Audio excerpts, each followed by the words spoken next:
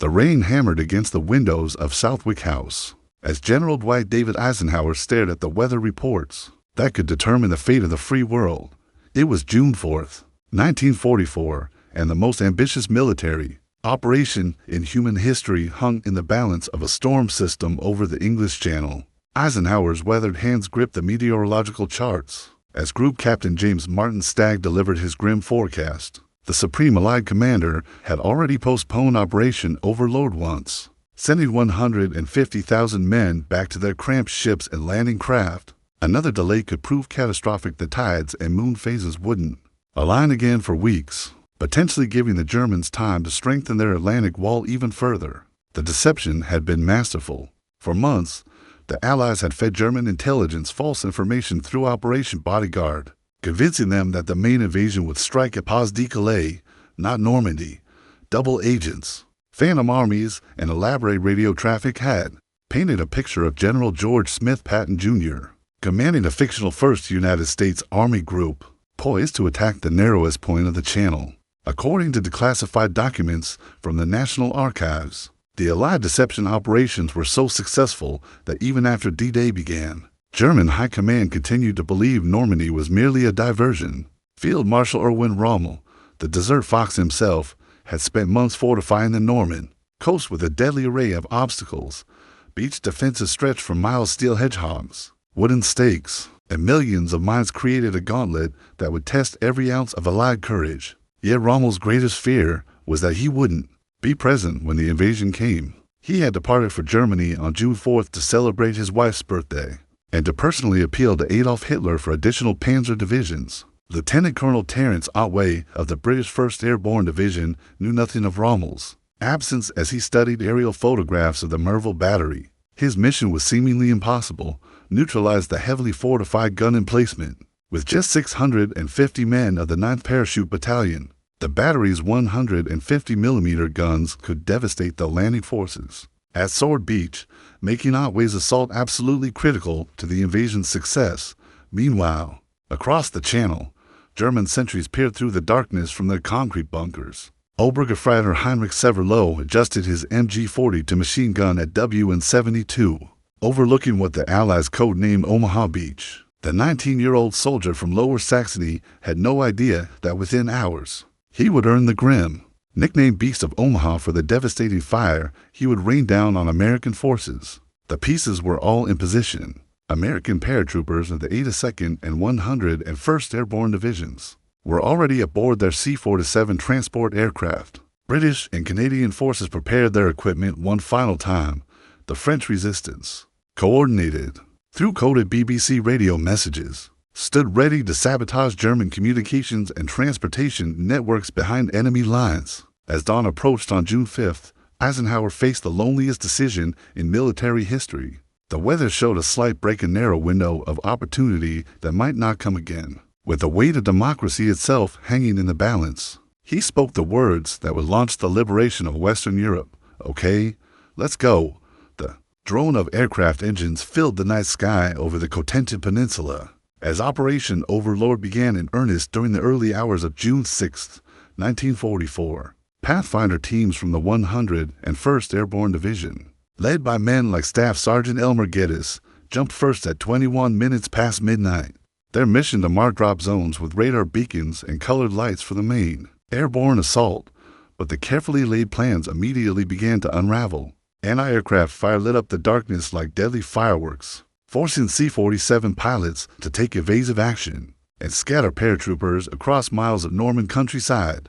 Private First Class John Steele of the 505th Parachute Infantry Regiment found himself dangling helplessly from the church steeple in St. Mère-Église, playing dead as German soldiers searched for survivors below. Brigadier General James Maurice Gavin of the 82nd Airborne Division landed in a flooded field near the Murderate River, immediately recognizing that his division was scattered across an area far larger than intended. Radio communications crackled with confused reports as officers attempted to locate their units in the pre-dawn darkness. Yet this apparent disaster would prove to be an unexpected advantage. German defenders couldn't determine the paratroopers' objectives when the Americans themselves were uncertain of their positions. 20 miles to the east, British airborne forces were executing their own crucial missions. Major John Howard's D Company of the 2nd Battalion, Oxfordshire and Buckinghamshire Light Infantry, had already achieved one of the war's most audacious victories. Their 6-horse gliders had landed within yards of Pegasus Bridge and Hornet Bridge, catching German defenders completely off guard.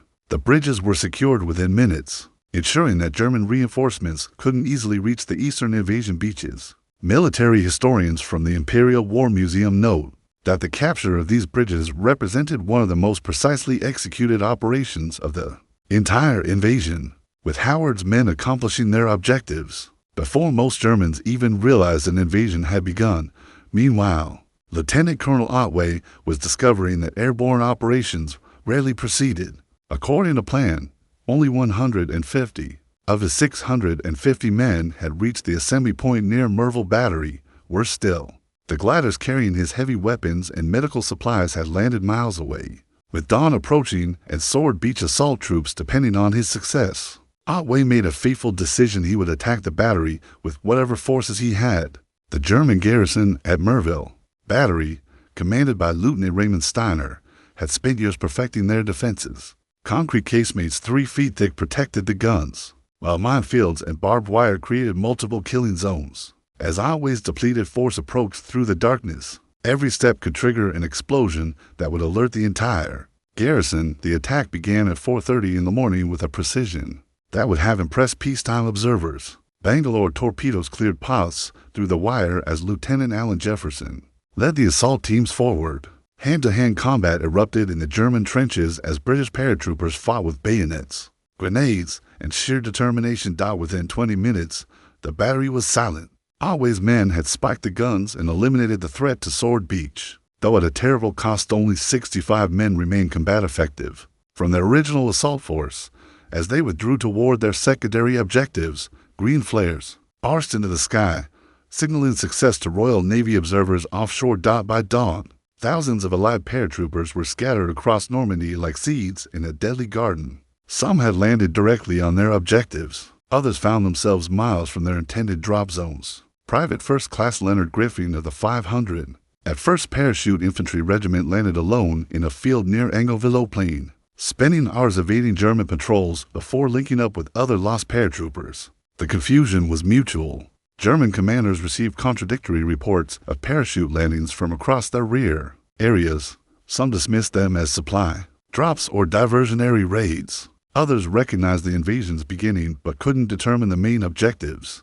This uncertainty would prove fatal as precious hours passed without coordinated German response. As the first rays of sunlight pierced the Norman dawn, the airborne phase of Operation Overlord had achieved its primary goal, not through perfect execution, but through the courage and adaptability of individual soldiers who refused to surrender. Despite overwhelming odds and impossible circumstances, the largest naval armada in history approached the Norman coast as dawn broke on June 6, 1944. Admiral Sir Bertram Home Ramsay's Operation Neptune had marshaled 6,839 vessels, from massive battleships to tiny landing craft, creating a steel horizon that stretched beyond visual limits. Admiral Alan Goodrich Kirk commanded the Western Naval Task Force aboard the USS Augusta, watching through binoculars as the American beaches Utah and Omaha materialized through the morning haze. To the east, Admiral Sir Philip Lewis Vian directed British and Canadian forces toward Gold, Juno, and Sword Beaches from his flagship HMS Scylla. Never before had such naval power been concentrated in a single operation. The bombardment began at 5:50 in the morning as Allied warships opened fire on German coastal fortifications. The USS Nevada, a veteran of Pearl Harbor, trained her 14-inch guns on the Azoville Battery, while HMS Warspite, survivor of Jutland, targeted German positions overlooking Gold Beach. The thunder of naval gunfire rolled across the channel, like an approaching storm, audible to German defenders miles inland. Kapitänser Rudolf Petersen, commanding the German naval forces in Normandy, watched helplessly from his headquarters at Cherbourg as the Allied fleet took position. His Kriegsmarine had only a handful of patrol boats and midget submarines to oppose this maritime avalanche. The vaunted Atlantic Wall, designed to repel invasion from the sea, now faced its ultimate test. The classified Admiralty records reveal that Allied naval forces fired over 175,000 shells during the initial bombardment.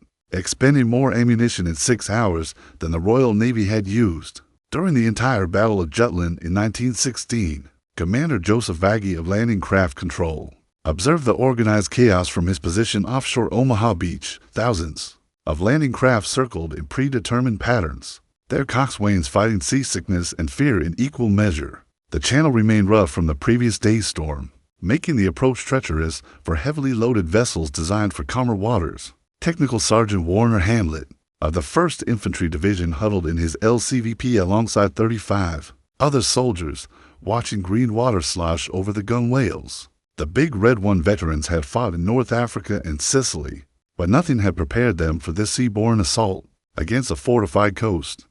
Round them, similar craft carried the 1st and 29th Infantry Divisions toward their destiny at Omaha Beach. The German defenders were not idle. Oberst Johannes Hecker's 716th Infantry Division had spent months preparing for exactly this moment. At Widerstandsness 72, Obergefreiter Heinrich Severloh checked his ammunition supply one final time.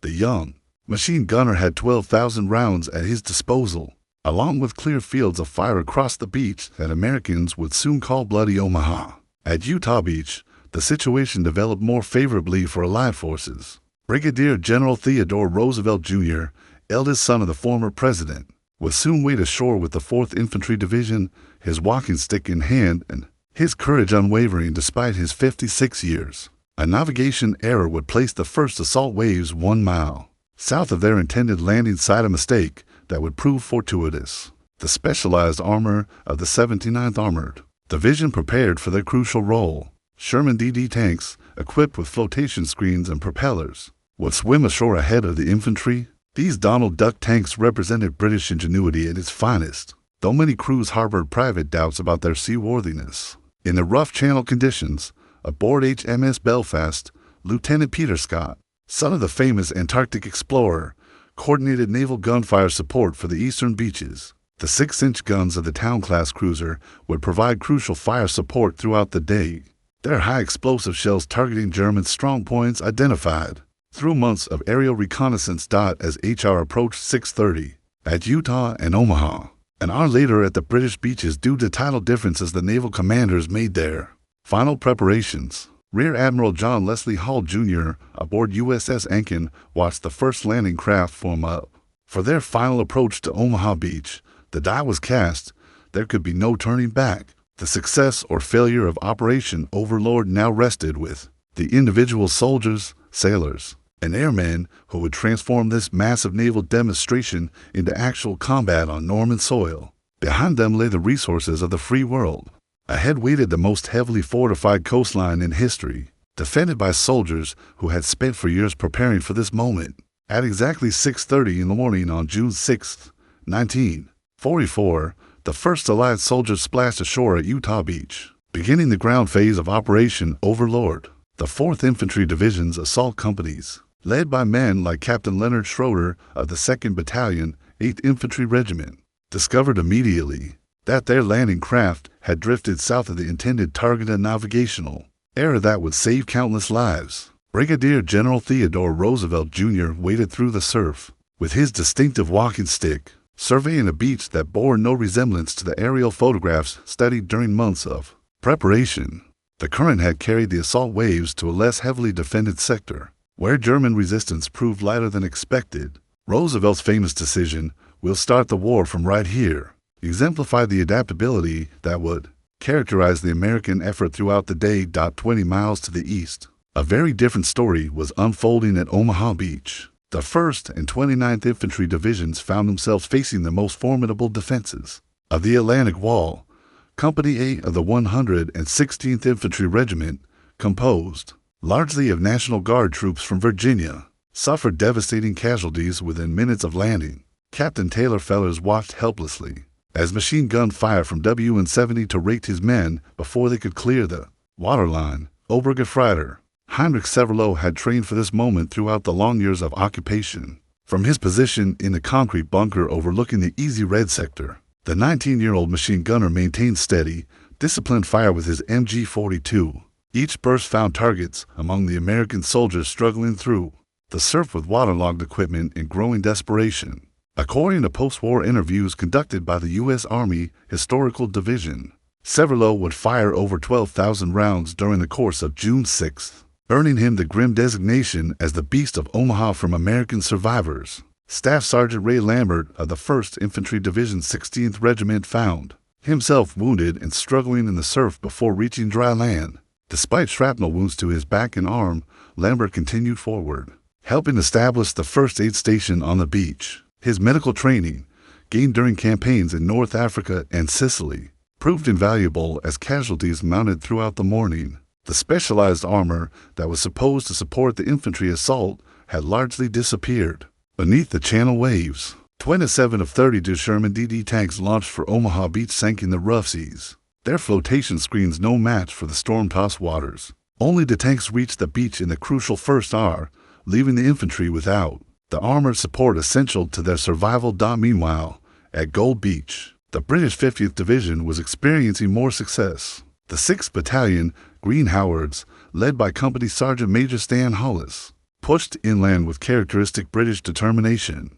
Hollis would earn the Victoria Cross for his actions throughout the day, including single-handedly eliminating two German pillboxes that were holding up the advance at Juno Beach. Canadian forces of the 3rd Division fought their way ashore against determined resistance. From the 716th Infantry Division, Major Lockie Fulton of the Royal Winnipeg Rifles led his men across the sand, despite heavy casualties, establishing the first permanent foothold on the beach. The Canadians would penetrate farther inland than any other Allied force on D-Day, though at considerable cost. The situation at Sword Beach appeared most promising for Allied planners. The British 3rd Infantry Division, supported by Lord Lovat's 4th Special Service Brigade, advanced steadily inland. Captain Richard Todd of the 7th Battalion, Parachute Regiment, later to portray a paratrooper in the film The Longest Day, was already fighting alongside his fellow airborne troops, who had landed during the pre-dawn hours. By mid-morning, the battle's outcome remained uncertain. At Omaha Beach, American forces clung to a narrow strip of sand and shingle, unable to advance beyond the seawall in most sectors. Colonel George Arthur Taylor of the 16th Infantry Regiment moved among his men, delivering the immortal words, "Two kinds of people are staying on this beach, the dead, and those who are going to die. Now let's get the hell out of here." The German response was building momentum. Field Marshal Gerd von Rundstedt had finally convinced Hitler to release the 12th SS Panzer Division Hitler Youth, though precious hours had been lost in obtaining permission. These fanatical young soldiers, commanded by SS Oberfuhrer Kurt Meyer, would soon clash with Canadian forces advancing inland from Juno Beach. General Omar Nelson Bradley, commanding the 1st United States Army from his flagship USS Augusta, contemplated the unthinkable, evacuating the forces at Omaha Beach. Radio reports painted a picture of disaster, with entire companies eliminated before advancing beyond the high water mark. Yet individual acts of heroism were beginning to tip the balance in sectors across the beach. The fate of Operation Overlord hung by a thread as the morning of June 6th wore on, with American forces at Omaha Beach trapped in a deadly killing zone between the tide and the German defenses. It was then that individual heroism began to turn the tide of battle, starting with men like Staff Sergeant Philip Stretchick and Technical Sergeant William Blades, who led a small group of Rangers up the seemingly impossible bluffs between the Easy Red and Fox Green sectors. Colonel Charles Day Richard Canham of the 116th Infantry Regiment, wounded by shrapnel but refusing evacuation, rallied his scattered companies with a mixture of profanity and inspiration that became legendary among survivors. Despite a wounded hand that would require amputation, Canham moved fearlessly along the beach, organizing small groups of soldiers for the desperate push inland. At the Point du Hoc, Lieutenant Colonel James Earl Rutter's 2nd Ranger Battalion was discovering that their superhuman effort to scale the 100-foot cliffs had been directed at empty gun positions. The Germans had moved the artillery pieces inland, leaving wooden decoys to full Allied reconnaissance, yet Rutter's men pressed on, eventually locating and destroying the real guns. In an orchard behind the German lines, military records from the American Battle Monuments Commission indicate that the Rangers at Point du Hoc suffered 70% casualties during their two-day action, with only 42 men remaining combat effective from the original 225 who had landed. Brigadier General Norman Daniel Cota of the 29th Infantry Division became a legend at Omaha Beach through his fearless leadership. under fire, moving between the scattered groups of soldiers pinned down behind the seawall. Coda personally led the breakthrough at the Vierville Draw. His famous words, "Rangers, lead the way," became the motto of the Ranger Regiment and inspired a generation of American soldiers. The breakthrough came gradually, almost imperceptibly at first. Small groups of soldiers, led by men like Sergeant John Robert Slaughter of Company D, 116th Infantry, began finding weaknesses in the German defensive positions. Bangalore torpedoes cleared paths through the wire obstacles, while determined infantrymen used covering fire to advance in short rushes at Utah Beach. The 4th Infantry Division was experiencing the success that had eluded their comrades at Omaha. Colonel Eugene Caffey's 1st Battalion, 8th Infantry Regiment, had advanced nearly for miles inland by noon, linking up with paratroopers of the 101st Airborne Division. The causeway exits, so crucial to the invasion's success, were falling one by one to American assault teams. The British and Canadian beaches were also showing significant progress. At Gold Beach, the 50th Division had captured the village of Aromanches, future site of the artificial Mulberry Harbor. Company Sergeant Major Stan Hollis continued his remarkable day of heroism, earning his Victoria Cross through repeated acts of individual courage that inspired his men to extraordinary efforts. The German defenders were beginning to crack under the sustained pressure. Obergefreiter Heinrich Severloh, the Beast of Omaha, finally exhausted his ammunition supply and was forced to withdraw from WN-72. His departure marked a crucial turning point in the battle for the Easy Red Sector, as American forces could finally advance beyond the beach obstacles. Lieutenant Colonel Terrence Otway's paratroopers, having neutralized the Merville Battery in the pre-dawn hours, were now fighting desperately to hold their positions against German counterattacks. The 9th Parachute Battalion had been reduced to fewer than 80 men, but their sacrifice had ensured that Sword Beach remained free from devastating artillery fire. At Juno Beach, the 3rd Canadian Division was pushing farther inland than any other Allied force. The Royal Winnipeg Rifles and Queen's Own Rifles of Canada had advanced through Courseulles-sur-Mer and were approaching the strategic town of Caen. However, they were about to encounter their most dangerous opponent, the 12th SS Panzer Division. Hitler Youth SS Oberfuhrer Kurt Meyer, commanding the 25th SS Panzer Grenadier Regiment, had finally received permission to engage the Allied invaders. His fanatical young soldiers, many barely 18 years old, moved their panzer for tanks and self-propelled guns into position for a counterattack that could potentially drive the Canadians back to the sea. The afternoon brought the first major tank battle of D-Day as Canadian Shermans of the 1st Hussars engaged Meyer's panzers. Near the village of Authie, Tank Sergeant Leo Griepe knocked out the German vehicles with his 75mm gun before his own Sherman was destroyed by a Panzerfaust. The battle raged through the Norman countryside as both sides committed their armored reserves. By evening, the situation had stabilized in favor of the Allies, though at tremendous cost. At Omaha Beach, American forces had finally broken through the coastal defenses and established a foothold nearly 2 miles deep. The price had been severe, over 1,000 casualties in a single day, but the beachhead was secure. The German high command was beginning to recognize the magnitude of the Allied achievement, though Hitler continued to believe that Normandy was a diversion from the real invasion at Pas-de-Calais. As darkness fell over Normandy on June 6, 1944, the Allied forces had achieved what many had thought impossible: a successful lodgment on Hitler's Atlantic Wall. Yet, the cost had been staggering, and the battle for Europe had only just begun. The scattered paratroopers, bloodied infantry, and exhausted naval crews faced their first night on hostile soil, knowing that German counterattacks would intensify with each passing hour. Major John Howard's force at Pegasus Bridge had been reinforced by Lord Lovat's 4th Special Service Brigade, arriving precisely at 13 minutes past noon to the sound of Bill Millen's bagpipes. The piper, defying German snipers and British Army regulations that forbade pipers in assault operations, had marched across Sword Beach playing Highland Laddie and the Road to the Isles, inspiring British troops and bewildering German defenders. In equal measure, at St. Mary-Église, the scattered paratroopers of the 82nd Airborne Division had finally coalesced into an effective fighting force under Lieutenant Colonel Benjamin Hayes Vandervoort of the 505th Parachute Infantry Regiment. Despite a broken ankle suffered during his parachute landing,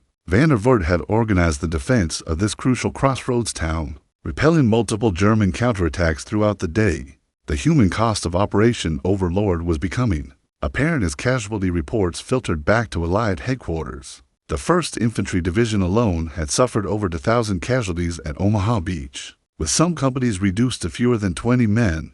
Captain Taylor Fellers of Company A, 100, at 16th Infantry Regiment was among the many officers who would never see home again, killed during the desperate assault on the bluffs overlooking the beach. According to official casualty figures compiled by the Supreme Headquarters Allied Expeditionary Force, total Allied losses on D-Day exceeded 10,000 men killed, wounded, and missing, with American forces bearing the heaviest burden due to the fighting at Omaha Beach. The German response was finally gaining momentum as Field Marshal Erwin Rommel raced back from Germany upon learning of the invasion. The Desert Fox arrived at his headquarters in La Roche-Guyon to find his carefully constructed defenses breached in 5 locations, with Allied forces pouring ashore at a rate that threatened to overwhelm his available reserves. General Dietrich von Choltitz's 84th Corps was mounting a desperate counterattack against American forces at Utah Beach, using elements of the 91st Airlanding Division and the 6th Parachute Regiment. These elite German paratroopers, ironically fighting as ground infantry, proved formidable opponents for the 4th Infantry Division, as both sides struggled for control of the vital causeway exits. The battle for Caen was developing into the most crucial engagement of the early invasion period. British forces advancing from Sword Beach had been halted by the 12th SS Panzer Division, Hitler Youth, whose fanatical resistance was becoming legendary among Allied troops. SS Oberfuhrer Kurt Meyer's young soldiers fought with a combination of tactical skill and ideological fervor that made them among the most dangerous opponents that Allies would face in Normandy. Captain Michael Whitman, the Tiger tank ace of the 501st Heavy SS Panzer Battalion, was preparing to join the battle with his formidable Tiger I tank. Whitman had already destroyed 138 Allied tanks and self-propelled guns on the Eastern Front, earning him the Knight's Cross with oak leaves and swords. His arrival in Normandy would soon add to his legendary status. The French resistance, activated by coded BBC messages broadcast during the previous evening, was playing a crucial role in disrupting German communications and transportation. Groups like those commanded by Henry Frenay in the south and Georges Bidault in the north cut telephone lines, destroyed railway bridges, and provided invaluable intelligence to Allied forces advancing inland. At Omaha Beach, the grim work of clearing casualties and supplies continued throughout the night.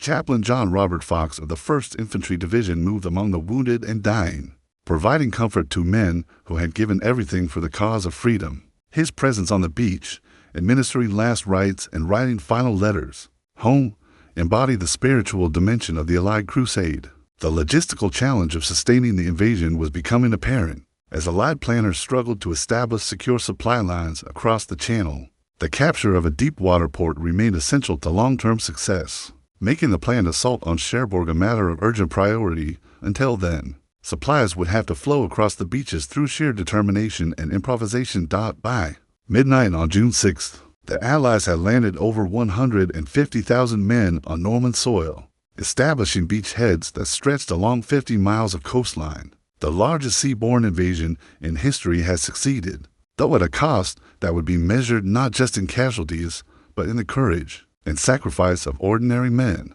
who had accomplished the extraordinary. The liberation of Western Europe had begun, but the road to Berlin would prove long and bloody. The success of D-Day had provided the foothold. Now the Allies would have to fight for every mile of French soil against an enemy that grew more desperate and more dangerous with each passing day. As the first week of June 1944 drew to a close, the magnitude of Operation Overlord's success became clear to both Allied and German commanders. The Atlantic Wall, proclaimed by Nazi propaganda as impregnable, had been shattered by the combined weight of Allied arms and the extraordinary courage of individual soldiers who had transformed a desperate gamble into the beginning of Nazi Germany's. And General Dwight David Eisenhower, walking among the wounded at a field hospital near Omaha Beach, understood that D-Day had succeeded not through perfect planning, though the planning had been meticulous, but through the adaptability and heroism of soldiers who had improvised solutions when their carefully rehearsed plans encountered the brutal reality of combat. Staff Sergeant Ray Lambert, recovering from his wounds, epitomized the spirit of adaptability that had carried the day. The human cost had been severe, but not catastrophic. Allied casualties totaled approximately 10,400 men, killed, wounded, and missing a terrible price. Yet far less than the 50,000 casualties some planners had feared. At Omaha Beach, where the fighting had been most desperate, memorials would eventually mark the sacrifice of men like Captain Taylor Fellers and the countless others who had died on the sand. A shingle of Normandy. Post-war analyses by military historians at the U.S. Army Center of Military History concluded that D-Day's success resulted from the unique combination of technological superiority, tactical surprise, individual heroism, and German strategic confusion that could never again be replicated in military history. Field Marshal Erwin Rommel's assessment proved prophetic. The first 24 hours of the invasion will be decisive. For the Allies, as well as Germany, it will be the longest day.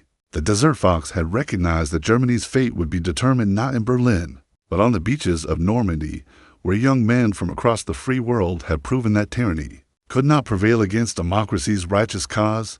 The French civilians, liberated after 4 years of occupation, greeted their liberators with tears of joy and bottles of hidden wine. In St. Mère-Église, where Private John Steele had dangled from the church steeple, townspeople would preserve his parachute as a symbol of their liberation.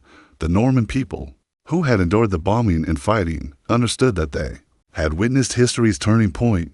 The German perspective revealed the catastrophic nature of their defeat. Heinrich Severloh, the Beast of Omaha, would later reflect on his role with mixed emotions, recognizing that his deadly accuracy had delayed, but could not prevent the inevitable Allied victory.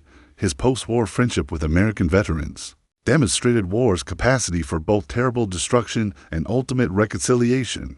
Operation Overlord's success extended far beyond military achievement. The invasion demonstrated the unity of purpose that bound the Western Allies together: American industrial might, British strategic wisdom, Canadian determination, and the courage of resistance fighters from across occupied Europe. This coalition would prove strong enough to sustain the long campaign that lay ahead. The technological innovations pioneered for D-Day would influence warfare for generations. The Mulberry Harbors, Sherman DD tanks, and specialized armor of the 79th Armored Division represented engineering solutions to seemingly impossible problems. These innovations, born from necessity, would find peacetime applications that benefited all humanity. The strategic deception that had made D-Day possible, Operation Bodyguard and its component plans, proved that modern warfare required not just military force, but also sophisticated intelligence operations. The success of these deception plans influenced Cold War strategy and demonstrated the crucial importance of information warfare in the modern age. Individual heroes like Brigadier General Theodore Roosevelt Jr., who had waded ashore at Utah Beach despite his age and infirmities, became symbols of American determination. Company Sergeant Major Stan Hollis, winner of the only Victoria Cross awarded on D-Day, represented British courage under fire. These men, and thousands like them, proved that democracy could produce heroes equal to any totalitarian system.